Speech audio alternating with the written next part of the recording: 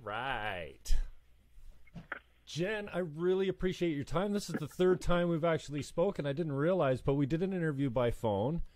And then one of the best moments on the Jim Fannon Show, I think, was having the kids and you and the three-piece into the studio. And I'll give you the date. It was August 10th, 2014. I think you were camping out at a friend's place in Port Dalhousie. You brought the kids in. The station was closed, and they had the run of the place and literally ran the place. And just a great – I had them in the booth. Wasn't sure of Macio's name, mispronounced it, and Van corrected me immediately with a little bit of attitude. Maceo, not Macio. That's so funny. So yeah, I remember it well. That was really fun. Yeah, beautiful moment. So tell us a little bit about what you've been up to since. I hear that you've been in studio. That excites me. I didn't know that you'd never produced a studio album with the three-piece, but Stephan Crump and Jamie Foxx accompanying you. How did that go, and when's it going to be out, more importantly? Sure. It has been, so much has happened since we were in your studio in 2014. And, I mean, there's lots to talk about, but just to respond to the immediate question, we've been making a Canadian trip, primarily to the Atlantic Canada, going to New Brunswick and Nova Scotia every August as a trio plus kids, as you mentioned. My husband, we've been collaborating for years with him, being really a fundamental ingredient in my songs on acoustic bass, Stephan Crump. And then our friend Jamie Foxx is a wonderful guitarist. And we've been doing this trip along with Stephan, and I have two boys who are now 13 and 9. Wow. You can do the math of what they were when we last met. But so we do this trip every August. It's like a combination family vacation with friend and music tour. And we go up to, our destination is Nova Scotia, where we play a few concerts and a festival. And so this year this past summer, we decided, while the band is warmed up, while we have a little bit of space and we can be in this sort of special environment away from the distractions of New York City, which is where we're based in Brooklyn, let's record our album up in Nova Scotia. And we knew about a very a studio that's just oozing charisma, or I guess character is the more accurate word. So we recorded August 21st to 23rd, I believe, 2018. And then came back to New York, and I had to switch gears to my day job, which I've actually started only in 2016 as a full-time high school history teacher. So that started in September, and then just around the edges, I was able to finish some of the music part didn't need much work because it was very much like capturing moments in the studio. But we sort of had to pick between various takes and do some of that work, late nights, weekends after I've been doing my lesson plans and so on. Wow. And so the album is, currently being manufactured. I did a whole pledge music campaign, like Kickstarter or Indiegogo or, crowdfunding, where I had, engaging my supporters to pre-order, and that, helps not just finance the production of the record, but also just engage people in the process and also let you know, okay, how many people want to hear this thing? How many should I end up making? Because in this, as much like press as I've had, I've been on national TV, I've done all kinds of radio and, print media and had all these, great reviews. It's really about the word of mouth. And it's really about those intimate relationships that you make over time. And sometimes those intimate relationships, or at least relationships, take hold over the digital realm in this crazy time we're in. So I did a whole crowdfunding. People were pre-ordering, giving me back and forth feedback, even up to before the recording, where I was still writing some new songs through the July and leading into early August. And so I'm not sure exactly how much. I mean, I know it'll be available through my website and iTunes and I guess that evil beast Amazon, but I'm not sure how much I'll do a big official release. I haven't really decided, because that kind of ends up being in the indie music world, it's whatever. So we'll see, but it'll certainly be available to people. First, I'm sending it out to the people who pledged, and then I'll deal with the next layer. Awesome. Now, did you say you're teaching high school? I am. What came over you? What was the idea behind that? Well, I've always been, even as a songwriter and performer, I always have that impulse to, it's not the, I love history. I love, the questions, I always, when we're talking about what's going on in the world, my mind wants to go to, well, what happened before? How did we get here? And it's not a distinctively American impulse to look at the past and look at root causes of things and to deal with complexity. But I've always had that impulse, and even, as a songwriter, I think sometimes those ideas that exchange, which I see as so fundamental to the democratic dialogue and the whole concept of our people engaged in the decisions made on their behalf. I see it as history being a basic understanding, as being sort of a requisite to that. But I always, and over the years, I'd be performing, and somebody would tell me they were a teacher, and I'd say, "Oh, you're my hero. Someday I'm going to do that in my next life." And I did. When I first moved to New York City, I was actually a music teacher at a private school for a few years before my touring schedule made that difficult. But when it all comes down to it, I was looking at the numbers, looking at the bank statements, and it was having two freelance musicians in the house has run its course. And, my husband is a full-time touring bassist and composer, and he does excellent work. He's very well regarded, and I've been well regarded as well. But my music has so much been akin to a small business, where it's you make money, you invest it back. You're spending money on publicity, on paying the band, on studio time, and all these things. I haven't been so much hired out for my musical services. So I'm not making that clean income I don't know if clean is the word, but I think, it's always been about investing back in the business, and that's been, it's super challenging. And our kids are a little bit older, so they're not as requiring of the kind of childcare, which makes a teacher's salary kind of a joke.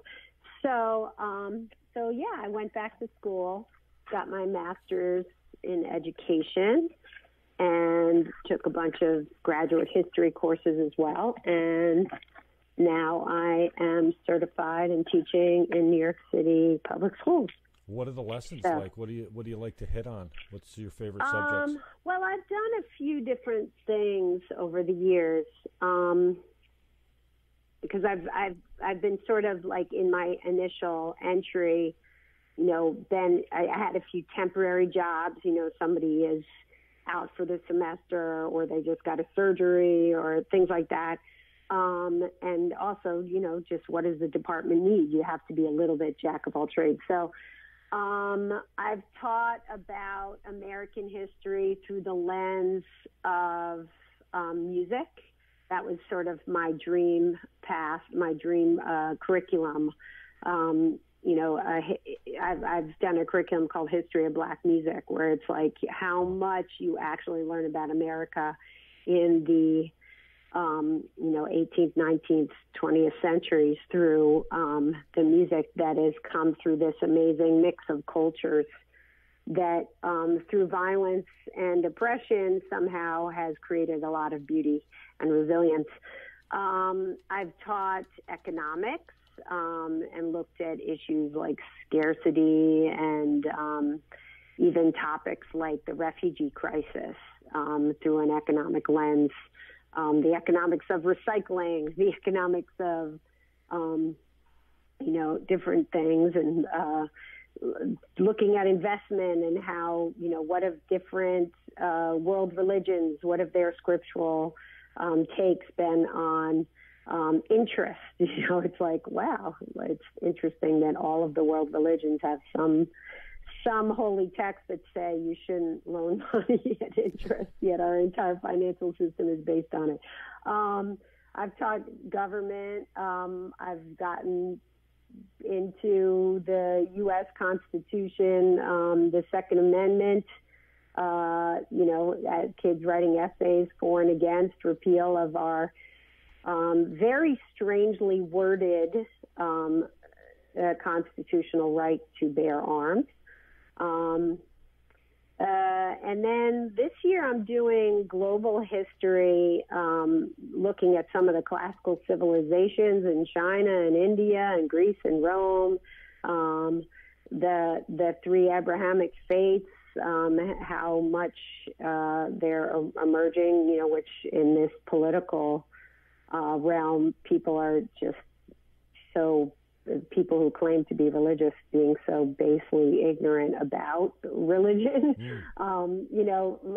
We were looking at the foundations of Islam and the life of Muhammad and the teachings in the Quran, as a historical matter, because you have to know, if you're studying history, you have to know about, and now we're starting to look at the Crusades and Christianity's impact in medieval Europe. But, at one point there was an article in the New York Times where they were talking about how much of the political dialogue, or dialogue's not the word, political rhetoric, particularly on, pretty much exclusively on the right side, the right-wing side of things, saying, Islam is not a religion, it's a political ideology, it's a guise to implement world domination, it's not really a belief system. So, my ninth grade students, 14-year-olds, having spent, some time studying the fundamental premises of Christianity, Islam, and Judaism and their historical origins, then, challenging them, okay, guys, write a paragraph explaining, here's the definition of a religion, here's the definition of a political ideology. They need your help in understanding that Islam is indeed a belief system, a religion. It's not politics. It has, like all religions, there's been lots of political ins and outs over the centuries. But anyway, so those are all kinds of things. Wow. Lots to talk about. Yeah, especially the religious aspect. I think in every holy book there's so many similarities that stories are almost identical. Like almost every major religion had a flood, Right. And weird ideas of virginity come up a lot, or female sexuality. And so many beautiful poetic ideas about love and hospitality and generosity and universal brotherhood, and then just horrific violence and anger, come across in all these. So, that's something that you end up, trying to impress upon the kids. It's like, all these people have been horrible. All of us have been great, Yeah. And here we have, Buddhists in Myanmar, the religion most renowned for its teachings of peace and serenity, undertaking a genocide. So we're all the same. We're all the same. We just dress up in different ways. For sure. Now, I would ascertain that the foundation of Western society was built on a Judeo-Christian type of religious foundation, and I also would think that the teaching of world history, and specifically the genocides and the man's propensity to kill off whatever doesn't look like him, and coupled with world religion, do you think if that was focused on a little bit more in school, especially the world religions, that we would, become a little bit more tolerant if we knew essentially, a little bit more about the Quran or the holy book of any religion? I mean, what are your thoughts on yeah, well, the human impulse still has, prejudices against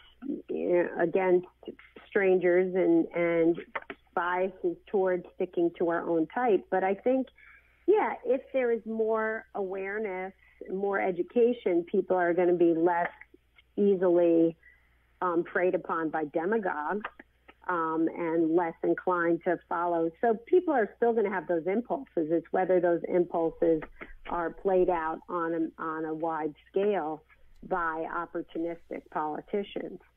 But, and going back to the Judeo-Christian thing, certainly, Europe, the West, Judeo-Christian, all that, but also pre-Judeo-Christian, Greek and Roman, and also to the degree to which the achievements of the Greeks and the Romans were preserved by the Muslim world during the Dark Ages, when Europe was barely able to, hold itself from, complete Stone Age, that in the East you had a lot of the achievements not only being advanced, where we had the Arabic numeral system emerging out of Iraq, where we had medical science, the scientific method, so many things that in those times when Europe was in chaos were not only the Greek and Roman achievements being preserved and built upon, but you had new advances that our society is also based on. So yes, that knowledge is important. Certainly. And you touched on briefly, the strange political times. I kind of think like every era, we've always said, oh, this is a strange time because progress happens and, it's foreign to us. So I'm not sure that we're any different than any other age that's ever been on the planet, but it certainly seems more polarized now. I mean, especially in the States. Well, it's not much different in Canada. The right and the left, in my opinion, when I first started to do the deep dive on this, my feeling on it is that the right and left were further apart than they've ever been. And I also look at it almost like men and women, same thing. They seem to be at each other's throats. And the more research I've done on why, I've come to believe that we're not actually further apart. It's just the extremes seem to have more of a voice now. And the moderate middle that's in the fat part of the bell curve of the distribution is sitting there shaking our heads, wondering why these idiots on the right and left won't shut the hell up. And it's almost like we're being convinced that these extremists have become the majority when actually it's the reverse. The opposite is true. The moderate middle is the majority. We're just silent. So what's your take on the apparent division on between the left and right and men and women these days? Do you see it the same way, or do you think it's actually that bad?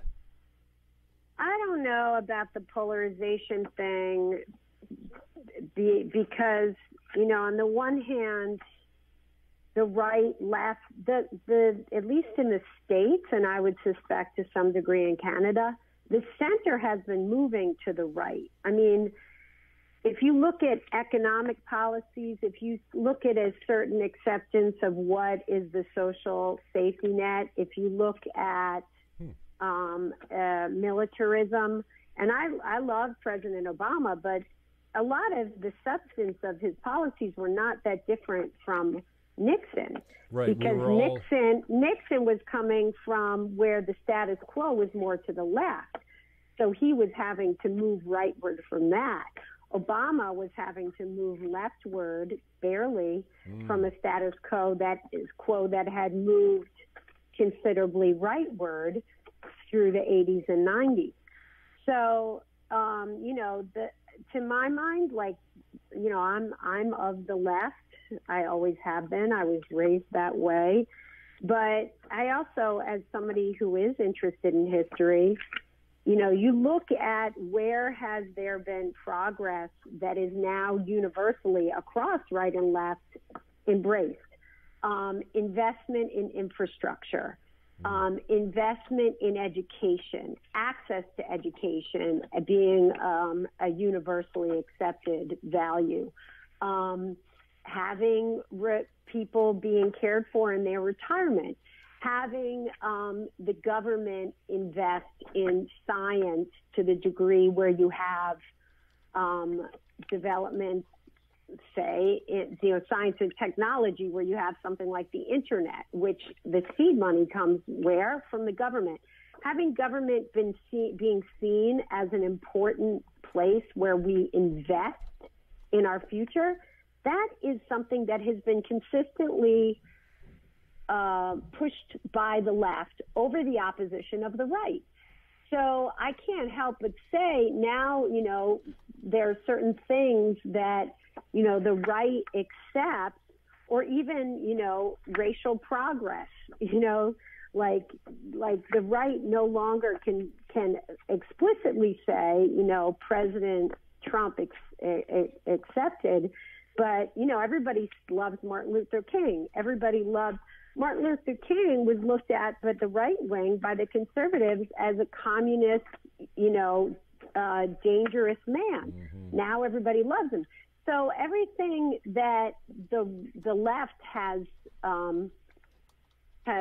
put forward has been accepted by the right eventually as being and not just acceptable, but necessary for the most part. And then when people rail against government intervention in the economy, we still, even in our supposedly left-wing New York City, have the government deciding to give handouts of $1 billion to Amazon, tax breaks. We still have subsidies going to oil companies. We still have massive tax breaks and government handouts going to corporations across right and left, because the center has moved to the right. Interesting. So, if you look at the actual facts, we're all repeating this stuff. Oh, we're polarized, this and that.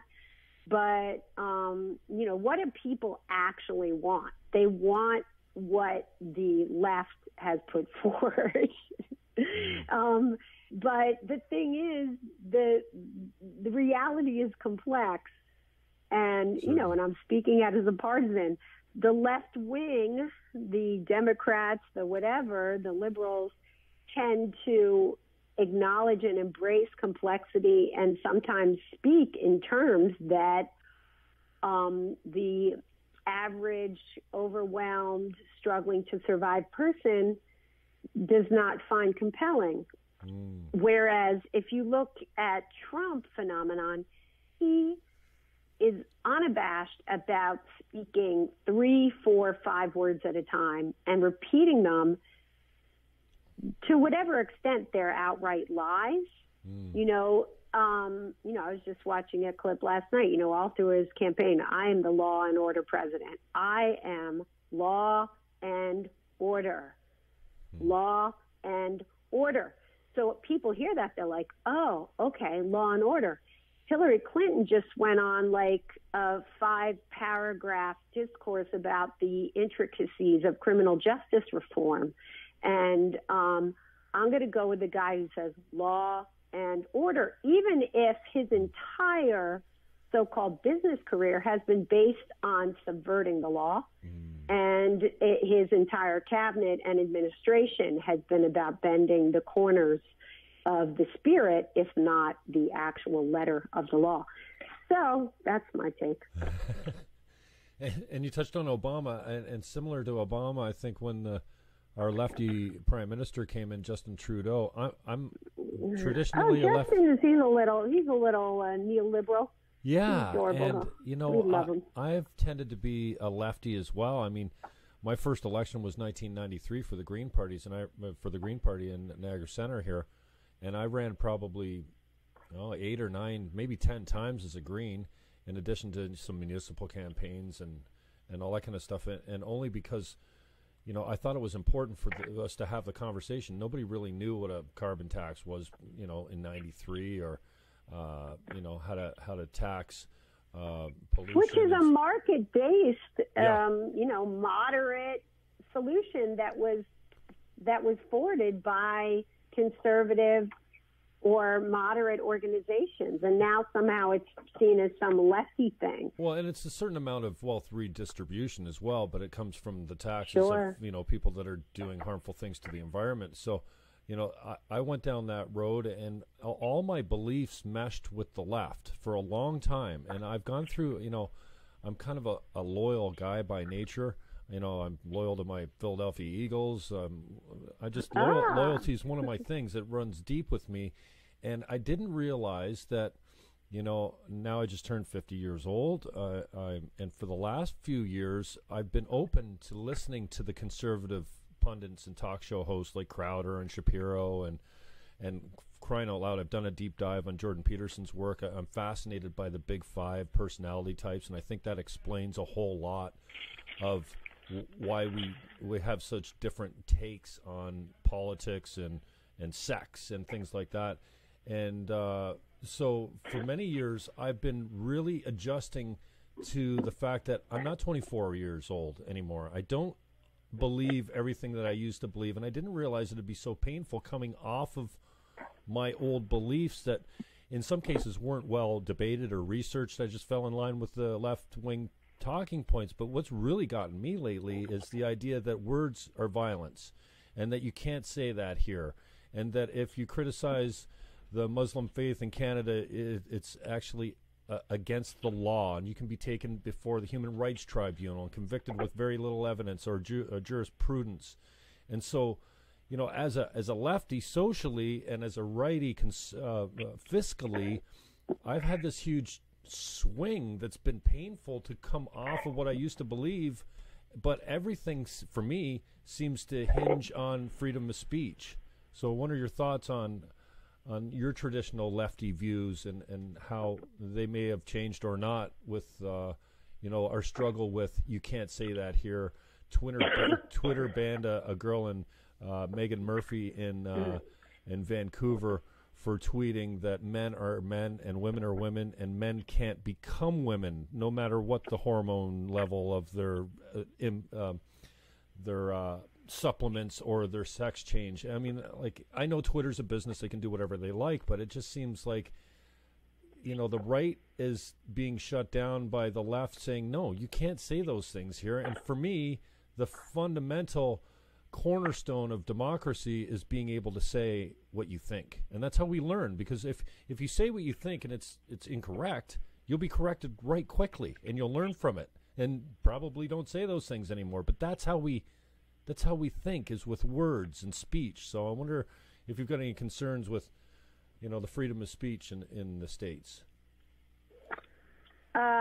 Well, there's a number of things you said. You said you're a fiscal conservative, which again, in my partisan view, is who's been fiscally conservative, who's been concerned about balancing budgets, who's been leaving at least the American government in more prone towards surplus than deficit, the left.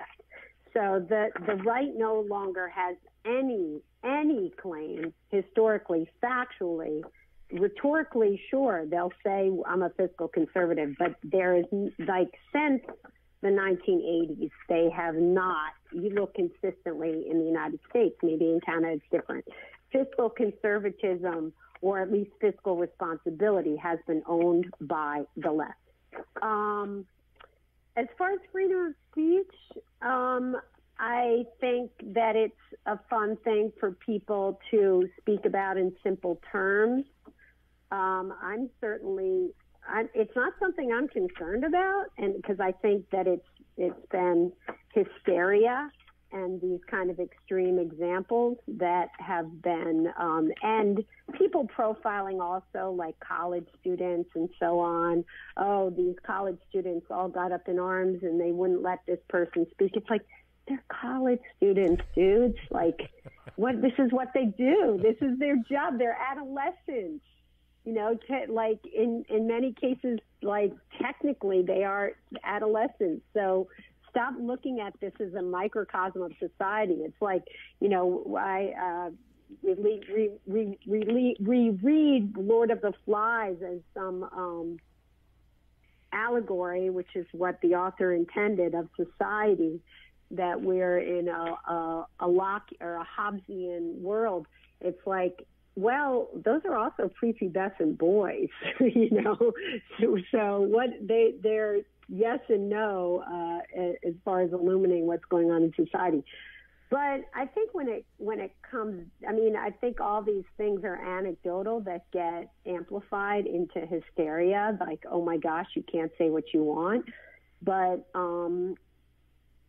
it's not something that I feel is. I'm not worried about us not having freedom of speech. I'm worried about actual, you know, as the journalist Bob Woodward spoke to, like an actual assault on truth. But, you know, so often what people are saying as examples of, like, oh, this person wasn't allowed to say this offensive thing. It's like, well, yeah, we should have a real debate about whether people should be allowed to say things on whichever private or public platforms. But let's also look at the fact that that was a lie, what that person said. You know, what that Twitter thing you just quoted, that seems to be not factual and just intentionally inflammatory for whatever commercial or personal reasons that person made. So, you know, for instance, in the high school where I teach, there was a student who over the summer, and it just came out in the fall, had made a private Instagram post that was extremely, I didn't see it, but a few posts that were anti-Semitic, racist, misogynist, violent, and generally terrifying, with a disclaimer attached saying, I'm not a racist, I don't believe these things, I'm just saying it to make fun of people who believe these things. But my school had, which maybe some people would get upset about, had a zero tolerance. They said, these things are not acceptable. You can't say these things. But they didn't kick him out. What we've done, and it was extremely labor intensive, but I think it is kind of what needs to happen on the mass scale, is we had restorative circles with the student with, he had a suspension, he had some disciplinary action, but then it was just a series of circles where people spoke about the actual tangible harm that was caused by seeing these posts. Teachers talking about that they were actually scared to come to school. Friends of the students saying that they felt betrayed. And having a candid, intimate conversation about what are the implications of these words. So hard to implement, labor intensive. But instead of just shutting down, you can't say things, it's like, yeah, you can't say them. And let's talk about why. Let's talk about how words have consequences. Let's talk about the actual facts and history that make these words inflammatory. Let's talk about, you don't want to be inconvenienced by being told that your words are unacceptable. Let's look at the history of how words like what you've said have led to genocide. So I'm sorry that you're inconvenienced and you feel censored, but historically, what you have just said echoes actual death. People are so up in arms about trans, about, gay rights, the gay agenda, about people's right to have their identity and their presentation be coherent with how they conceive of themselves. And you have to ask, the people who are up in arms against this, is this really a problem for you? Are you really so inconvenienced by somebody who has a visible Adam's apple wearing a dress and a wig? Is this really a problem for you? Because if you look at the facts, if you look at sexual predation, if you look at any kind of measure of social health, as far as societally, you're not going to find anything that tells you that these people that you're targeting are a problem for you. Are these people more inclined to be murdered on the streets? Gay and trans people? Are, people who identify as queer? Are these people more inclined to be hungry? Are these people more inclined to be victimized? Yeah. But are they more inclined to cause a problem for you? No. So calm the fuck down, It's say what you need to say, but let's put it in a little context. This is not a problem for you, so stop acting like it is. Stop acting like your marriage is somehow degraded, if that's a word, degraded, I guess is the word, by somebody else's same-sex marriage. So, you could tell I get a little annoyed. Yeah, the passion more than leaks out, and I share that same passion. In the profanity. For music and for politics, and, I started saying, the Obama administration, I was filled with such hope. Here's a new day. At the same time, I was like, wait a second, are the states more sexist than they are racist? Because I predicted that, Trump would win type of thing. And here we have a black president before we have a woman president. But anyways, going back to this idea of hope, of this Democrat coming into office, it's a new day. We've got a black president. In Canada, I was filled with the same hope. Here comes a young, son of a former prime minister, whether you like him or not. He's certainly not his father's son. He's very different in many ways. But, even with this whole parity of gender-based cabinet positions, in the beginning I was like, okay, I can get behind this. But it seems like the system, and you spoke, I think you alluded to it a little bit about your hope for Obama, and then the machine gets a hold of them, and somehow they're towing the same line that every other president has: big business, subsidies to big oil, not really putting people first and social programs first. No, I wouldn't. I mean, it's a matter of degree. It's just, and I wouldn't say, I think, to me, you're presenting too much of a dichotomy. Oh, so hopeful. Oh, so disappointed. Oh, this is going to be a new era. And it's like, I've never been on that thing.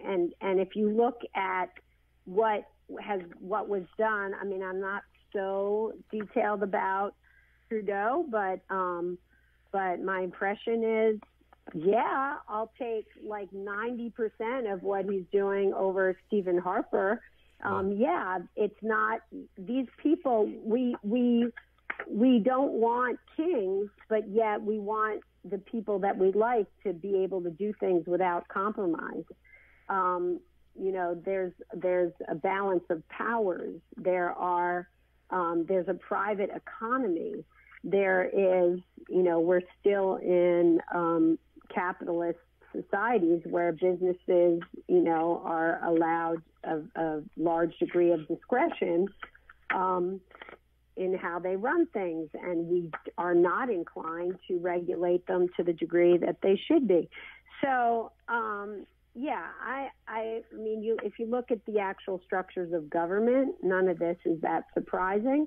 And there is, on the left, there's always an impulse to be like, look at where the other side has a good point. It's like, oh, well, yeah, it's true. We don't want businesses to be too constricted from meeting the demands of their shareholders. We don't want, to totally hamper free enterprise.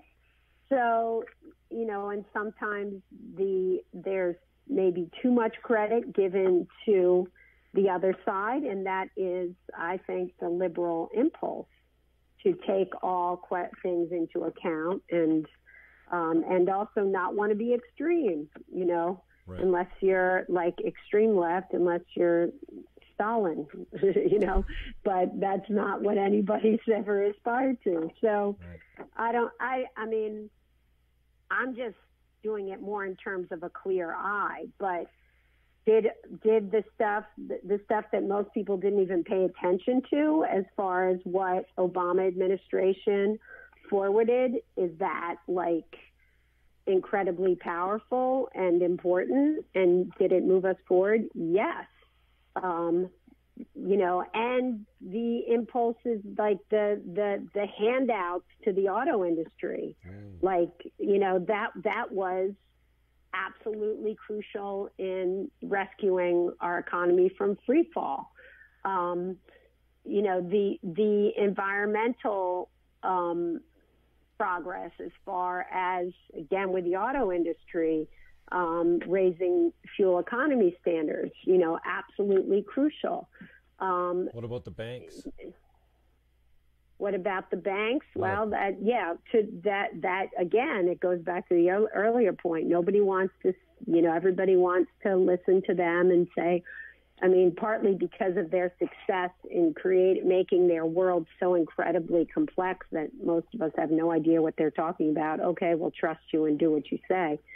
But, people could, I think, rightly say that the failure to really crack down on financial fraud and their casino mentality and their dominance and monopolization, that would have been nice to have come out of the Democratic administration. Wow, I didn't. Our conversations, we've never had a long-form conversation like this that wasn't interrupted by, commercials every 9 minutes. So I appreciate your takes on all of this, but and we can get back to it. But I'd really like to spend some time on the music. I don't want to keep you all day here, so we could debate politics until we're blue in the face, and I'm not sure that anything would be solved by it. But I really appreciate your take on it. It's an interesting take, and I wonder. I know that you're active with some foundations in the States there. Why Hunger is one of them. But before we touch on that, does your music have a history of activism-based writing or style or performance or anything like that? Or do you try to remove, or do you see yourself completely removed from it? I know some of your songs are certainly pointed at things like hunger and issues like that, but is a majority of your music based in real life and politics? Absolutely. Oh. But I want to make things that have a certain resonance beyond the immediate moment. And I always try and take a step back. My speaking here also as a reflection of the times we're in, but I'm going to, I'll be more explicit about my horror at the Trump administration than I would put in a song. In a song, I'm more inclined to sort of take a step back and also look at how we're all party to this. What is it about us that that is attracted, us as a species, that is attracted to the 5-word phrase and oversimplified idea. What is it about us that, that the structure of our economy and the demands of modern life keep us from being able to fulfill our obligations as citizens, to be informed, to understand that public policy is complicated.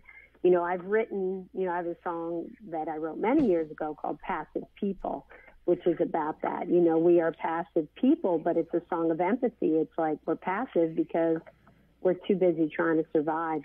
On my new album, which is called Desert or Sea, which I wrote the song Desert or Sea, the title track, as it's kind of an intimate family song, like thinking about what's the future decisions you're going to make as a family unit, where you're going to be, what you're going to do. But in making it the title track now, I realized that the title also speaks to climate change, because that's what we're looking at, the world being either flooded in some areas or desertification in other areas. It's this, this increasing dichotomy. I have a song called Secret, which was sort of unofficially commissioned by the pastor of a small Presbyterian, congregational church in New England, writing to me poignantly because his teenage daughter was realizing that she is queer and feeling an existential threat coming from our government. And he said, can you write a song to make her feel better? Wow. So I wrote a song called Secret, which, ultimately, I don't know if it did anything for this teenager, but it made me feel at least that I had a channel for my rage, which I just expressed. It's like, and the refrain of that song is, we won't turn back. The secret's out forever. It's like people's existence is real. And it's not your problem, and stop pretending that it is.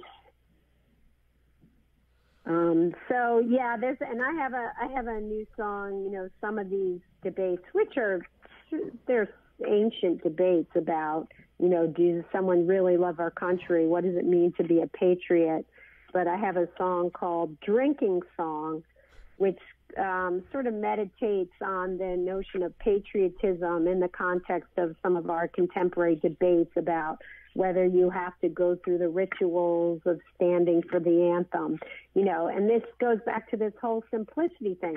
Yeah, call it a polarization of right or left. I would call it a polarization between intellectually, intellectually people find that a threatening word, an idea, a dialogue of what patriotism means versus empty rituals of, wave the flag, wear the T-shirt, put the hand on heart, versus actual service to a country and its values, which calls for constant reinvigoration through inquiry, through public policy, through active engagement.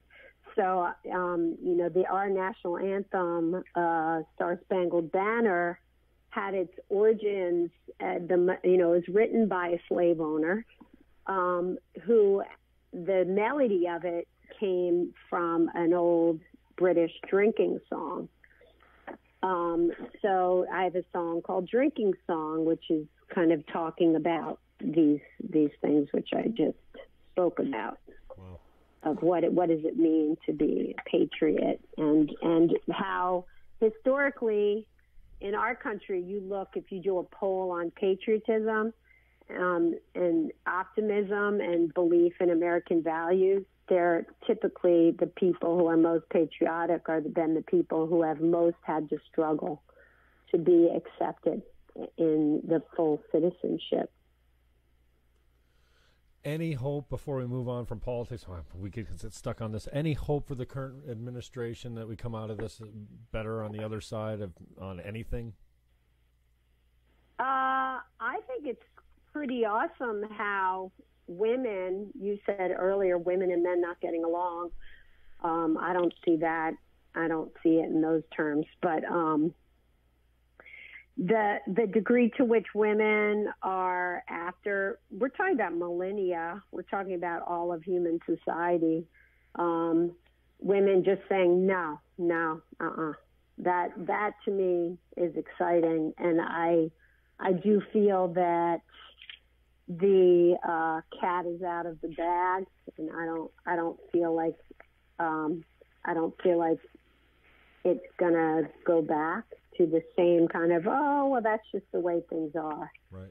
There does seem to be a okay, that's been the way things are, but it's not gonna be the same. It's not gonna be just blindly accepted. So out of this, a certain amount of progress has been attained for women and other groups, would you say? I don't know that the progress has been attained, but the people are just they're not sitting back anymore.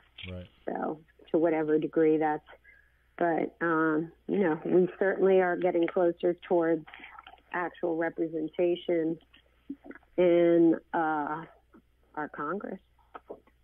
Interesting. I think we're at 24%, whereas it used to be more like under 20, and now it's people are saying, well, it should be 50, 49, 48, 52. I don't think having women in charge. I feel like it's condescending to say, oh, we wouldn't have any war if women. It's like, no, but we want representation of people who understand different perspectives. That's just common sense. For sure. So, with a really rough segue, how many songs are you going to have on the new album? Are they all original music? Oh, good question. There are 10 songs, cool. And they're all my own except for one is it's from 1990 by the late great lesser known, I guess not in the most famous tier of jazz singers of the golden age, but very well respected Abby Lincoln, a song called "The World Is Falling Down," which we recorded for the album. But the rest of them are mine. So, I've mentioned the title. The title is "Desert or Sea," and that's one of the songs.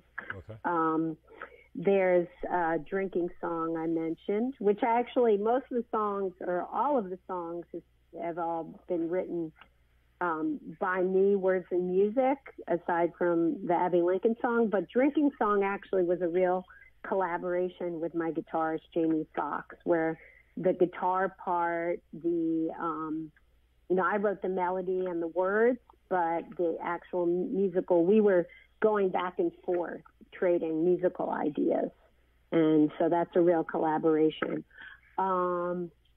There is Secret, which I mentioned, which speaks to human rights, particularly for people whose sexual or gender identity has been devalued, marginalized.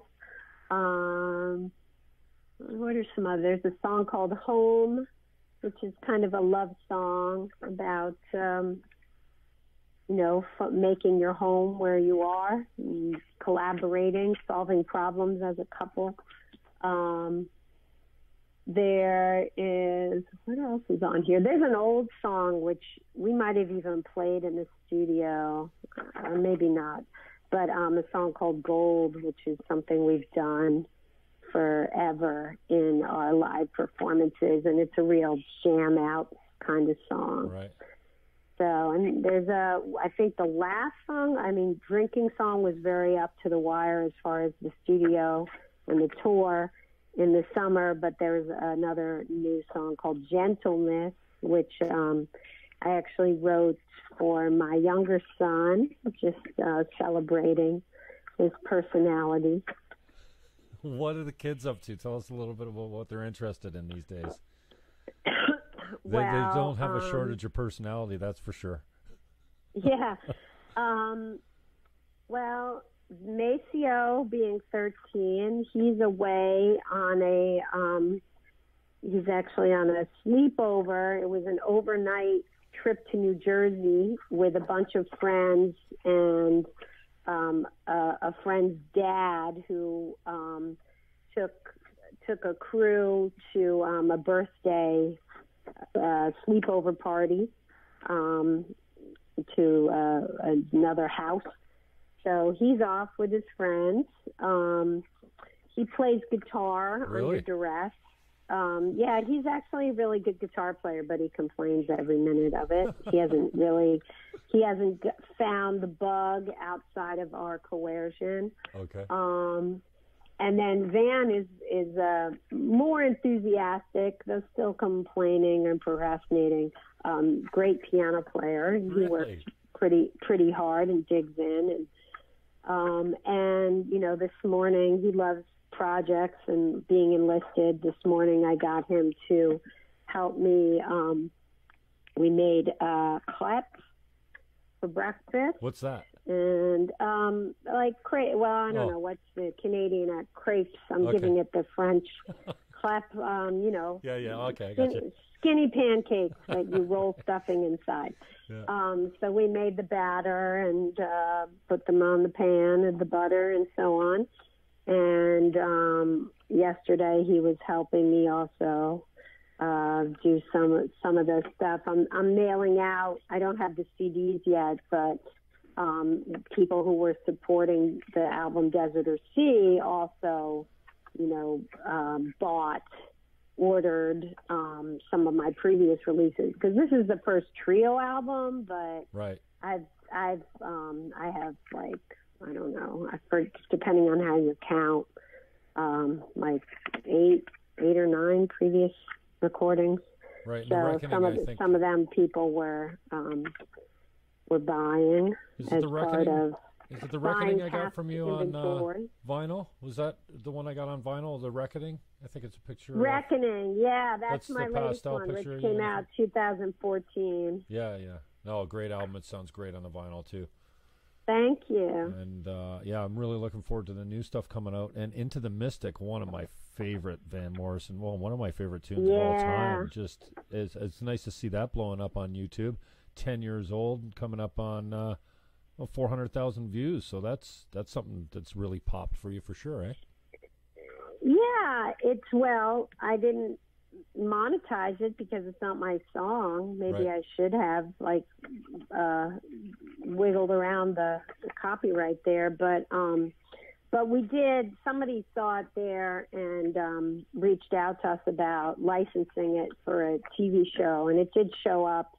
Our version of Into the Mystic did show up in. It was on the Sci-Fi Channel. It was a science fiction show called Defiance. Okay. That had aliens and such things. So that was a nice little, made a few bucks from that. That we split with Van Morrison, and he approved. Wow. His lawyers approved of the song being used. Amazing. So so we keep on doing it. I think you'll like. It's different, and it's not Van Morrison, but the Abby Lincoln song. I think you'll appreciate that, because it's a great song. It was really fun to put our take on it. Well, I haven't heard anything that didn't blow me away so far. I mean, your presence on stage is just amazing, and I often leave the interview without failing to impress upon my guest, how important music is to so many people, and that it really, in case nobody has acknowledged you for this lately, it gets us through some really strange and sometimes really broken times where we're struggling to find ourselves, or we're just beat down. And I mean, I don't need to tell you this. You've found your own solace probably in other people's work as far as, being addicted to a certain album or a certain song. And I use addictive with finger quotes, obviously, but, it's become the soundtrack of our lives and just so important to getting over and getting through and making it okay or helping us with, depression or sorrow or whatever it is we're fighting. So, you're no exception when it comes to that, and your music has played an important role. I just brought out the vinyl again about a week ago, and just when you obsess about a CD or an album over and over and over and over for months, then it's time to put it away for a little while. And then when you bring it out again, it's like an old love. It's like an old memory that you're like, wow, I forgot how much I really enjoyed this. And then it triggers all those memories of the time that you used it as a crutch to get through life, So thank you for your music. It's been such a gift to me, for one, and probably more than a gift for many, many people. I don't know if you're into reading YouTube comments, but there's got to be a whole lot of them that say just basically thank you for the gift, So thank you. Well, thank you, Jim, and I can't wait to send you the new one, and hopefully it has it serves its purpose for you. Yeah, no, I'm looking forward to hearing it again, and maybe we'll splice some songs if it's okay. I know it hasn't been released yet, but would you mind if it gets spliced into the video of the interview? Oh no, okay. I'd be honored. Yeah. Okay, and is any of it video content or is it all audio? I haven't made any videos yet. Okay. That pesky teaching job getting in the way. Yes. But yeah, I'll at some point it'll happen. Yeah. There'll be some. Nothing beats bringing Van and Maceo in for Go Away with the pillow fight on the bed with all the laundry. Yeah. No, I'm very proud of myself for that idea. Yeah, no, it was like, oh, how can we make this all come alive? And then we played that whole song, which was, not done very often on AM terrestrial radio. But in listening to the old show, which is on podcast, I think we got some clips on YouTube as well, but mostly on podcast. We played that whole song coming back, and another gift. But I always send that video out as an example of, you've never heard Jen Chapin, Harry Chapin's daughter. We didn't even touch on that. Check out this video, and it's such a fun video with the kids tossing stuffed animals at you, and just the lyrics of the song. You just go away. How many times have we wanted that for a loved one? Yeah. Anyway. That is it. Cool. So I'll send you some MP3s and feel free to share in your artful way, and I'll help spread the word. I'm not gonna, as I said, I'm not sure when I'm gonna really officially release the album. Okay. I'm gonna focus on my immediate supporters, but I'll include your community of listeners in the first line. So I should have it like Christmas Eve. Wow. Cool. So I'll even, if people want to PayPal me, I had a whole system through pledgemusic.com through the crowdfunding as far as pre-orders, but my email's jen@jenchapin.com. I'll send some out for people who are dying to hear it. Oh yeah, that's awesome. And I guess it wouldn't be right if we didn't touch on Why Hunger just before I let you go. Like I said, I don't want to keep you. You've been so generous, very generous with your time throughout the years with me. So I appreciate that. But it wouldn't be right if we didn't touch on Why Hunger and the work that you're doing down there with that organization. Yeah, well, given that I have these two full-time jobs of teaching and music, I've been less active than historically. At one point, I was the chair of the board of directors, and it was a big part of my volunteer life. But the organization as so much developed over the decades. We would love to be out of existence, but the strength of our work really comes from our fact-based recognition that the most promising, the most sustainable solutions to hunger and poverty come from the grassroots. And so we're a grassroots support organization that helps community organizations around the U.S., in Canada, and around the world build alliances, build capacity, go beyond just sort of providing handouts to actually fomenting social change and amplifying the voices of people who are poor and hungry. In our country, there's still this fundamental ignorance that people choose to be poor or that they're lazy, and a refusal, again, on the right to do basic arithmetic of what salaries, the average salary actually entails when held against the cost of living. You have just real, lack of curiosity, lack of empathy of what it's like to pay the bills. And most people in our country, and I'm sure in your country as well, who are making use of emergency food from soup kitchens, food pantries, they are from working families. So either they or somebody in their household is working as much as they can. And, we have this thing where people are put into part-time work so that they're less eligible for benefits. And people put in the servants economy where they don't know their schedules until a few days in advance, and they're scrambling for childcare. They're taking care of elderly parents.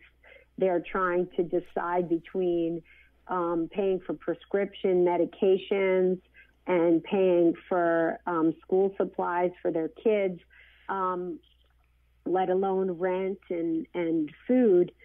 So it just comes down to that we've just accepted that people could be working part-time, full-time, and not be able to support themselves in a way that 40 years ago was not reality. And so, I always say that the basic answer to hunger is wages. Just people just aren't paid enough for honest labor. And, everything's put in well, look at this person. They went from being a janitor to being a CEO. It's well, you know what? We still need janitors. Being a janitor is an honest job that should be compensated. It's not all about moving on. It's about, honoring dignified work that is required in our society. And we still devalue, say, home health care aides, people who take care of our elderly, people who take care of the handicapped are living in poverty. People who work in restaurants, who harvest the fields, people who work in food industries are most likely to be hungry, most likely to be poor. The irony on that is just lost on the wider population.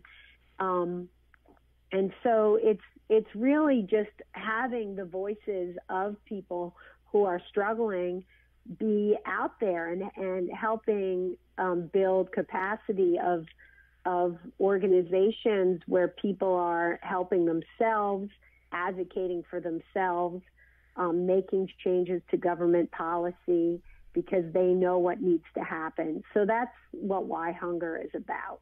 And especially we're really strong on promoting agroecology, where you're taking some modern technology and scientific progress when it comes to agriculture, and you're using that to synergize with traditional family farm-based practices, which, decades of research has shown is actually much more effective in not only higher yields of production, but in keeping people in sustainable, dignified lifestyles in agriculture.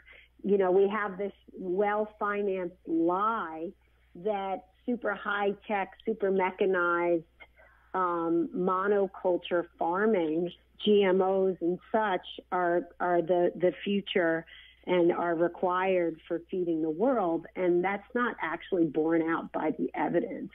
And, when people ask about GMOs, I point out it's not so much about, GMOs cause cancer. That may be the case. We don't really have definitive scientific evidence. And, of course, there's a vast variety of genetically modified foods. And people have been breeding food, crossbreeding, coming up with new varieties.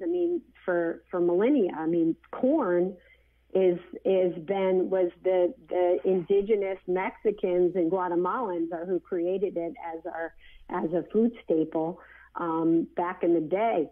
But it's really about when corporations try and take away farmer knowledge, sterilize seeds to put people into this cycle of having to get pesticides and get certain varietals, which may not be what is best for their farm. They just get sort of forced into it by the power of these mega corporations. So that's where GMOs, it's when you're taking away ownership of food from people and putting it in the hands of multinational corporations, why hunger always takes the stance that food is a human right. And I think most people agree with us. Jen Chapin, I really appreciate your time. I love you for the generosity that you've showed the show, and thanks for the time again today. Just on the way out, maybe you could let us know how we can get a hold of you, how we can support your new album, maybe throw you a couple bucks, get on the list for the new CD. And, sure. Well, the campaign for pre-order was successful and funded at 124%.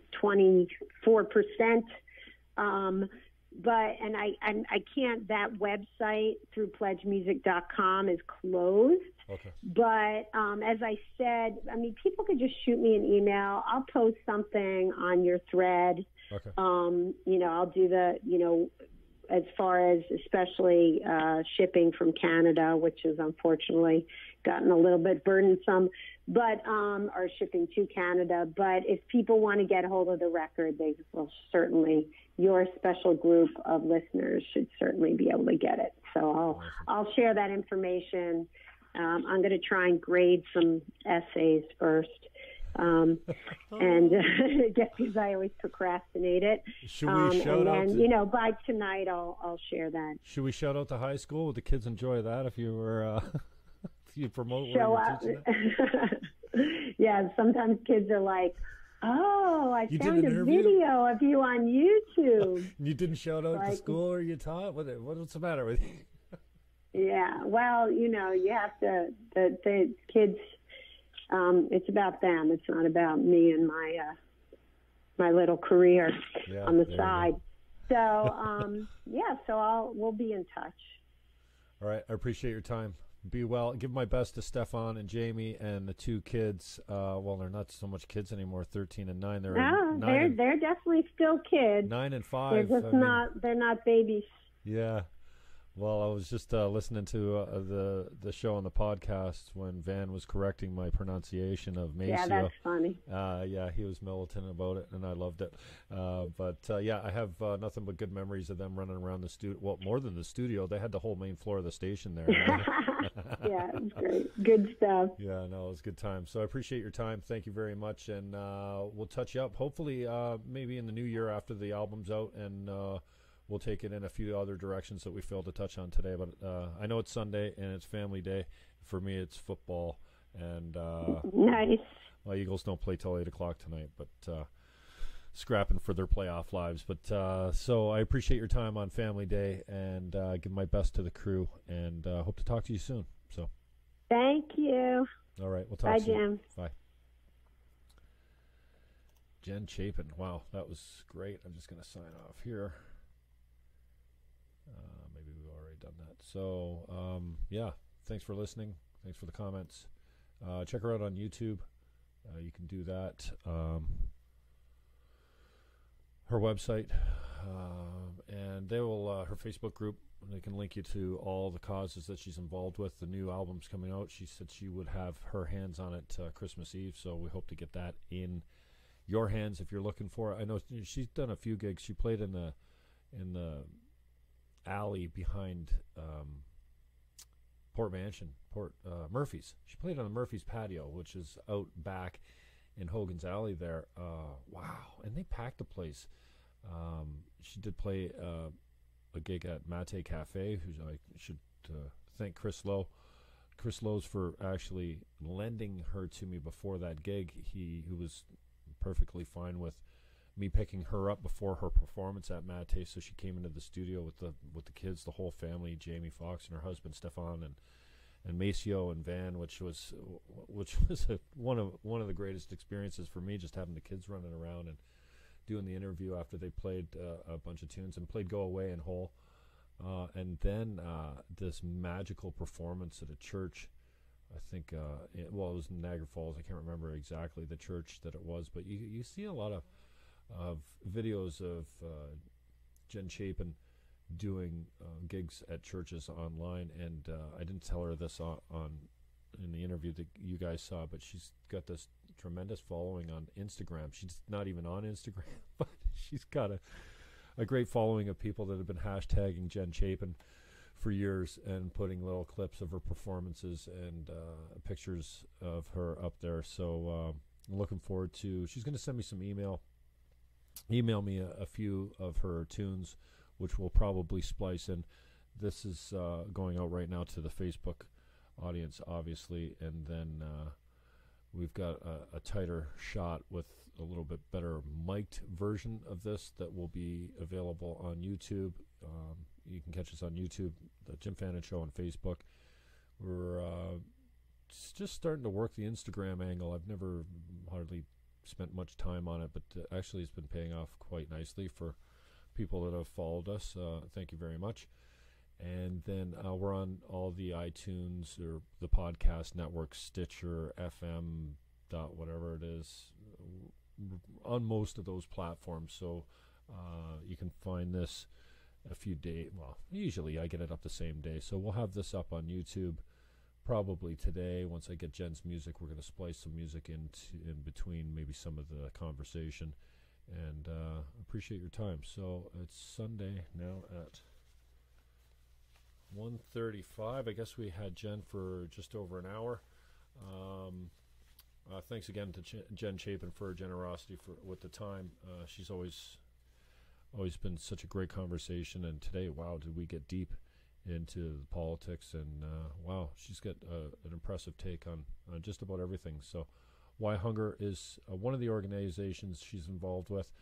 Amazed to find out that she went back to school, got her master's, and is now teaching high school. I think I failed to get the actual name, but she's in Brooklyn, New York, the daughter of the legend Harry Chapin from Cats in the Cradle and Taxi, and she's really come a long way in making her own legendary music. And yeah, so check her out online on Facebook and YouTube, and we will be in touch soon. Peace out.